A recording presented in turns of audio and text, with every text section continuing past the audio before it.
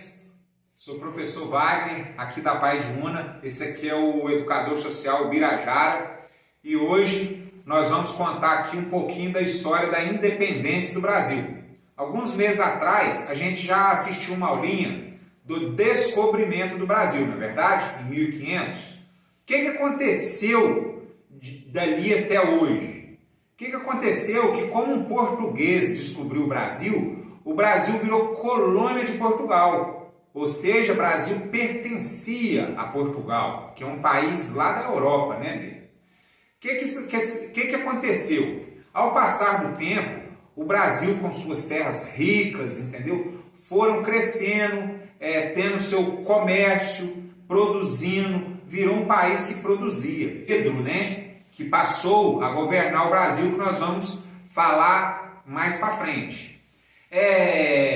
Dom João veio, saiu, trouxe toda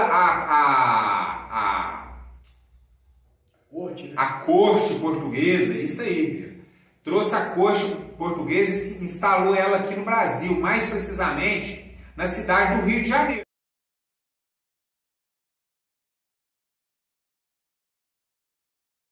Todo mundo conhece o Rio, né?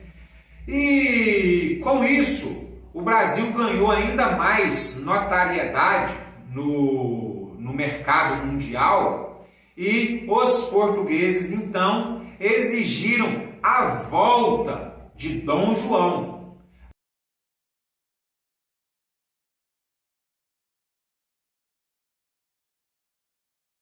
Aí que está. Dom João deixou o filho dele aqui, o Dom Pedro, né? E o povo brasileiro, com essa trama, o Brasil ainda ganhou um livre mercado, pôde comercializar individualmente, né, o Birajara, com outros países. O que aconteceu?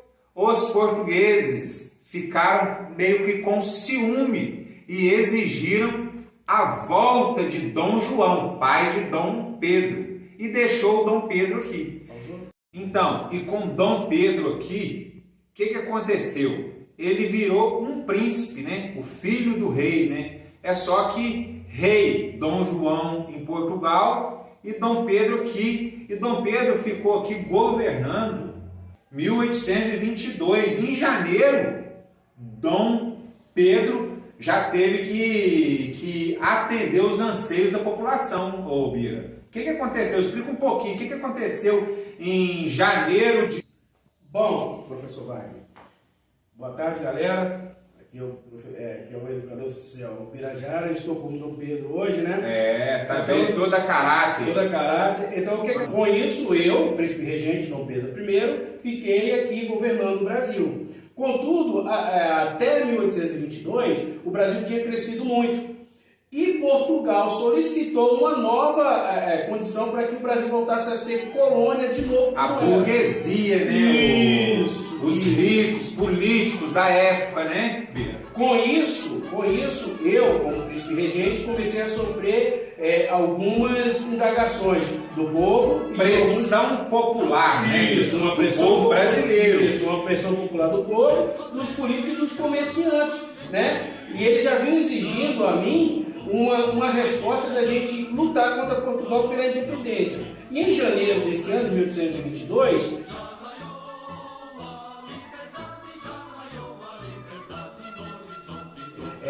eu, em reunião, né, com os meus associados lá...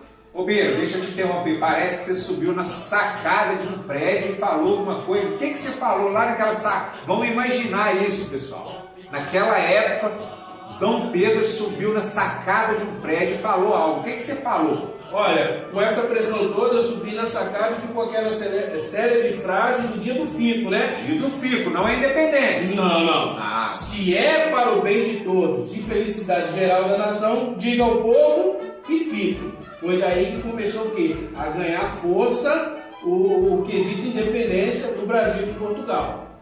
Porém, com o surgimento dessa minha indagação, o povo fortaleceu e em 7 de setembro do mesmo ano, de 1822, aconteceu o quê, Wagner?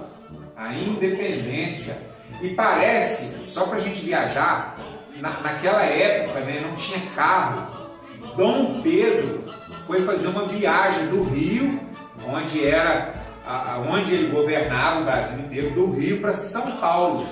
E um que não era carteiro, era um mensageiro, pessoal. Um mensageiro a cavalo acompanhou Dom Pedro para dar um recado. Nesse recado, por quê? Porque chegou uma carta, um documento de Portugal exigindo de uma vez por todas: Dom Pedro, você tem que retornar a Portugal. Foi ali então que o Dom Pedro se sentiu pressionado à margens do rio Ipiranga e falou que, rapaz, quando eu cheguei lá à margem do rio Ipiranga com a minha comitiva, tinha uma outra comitiva de Portugal que chegou junto com esse mensageiro. Então ali a gente teve que decidir o que ia fazer. Então tem aquela célebre frase, a maior de todas, né?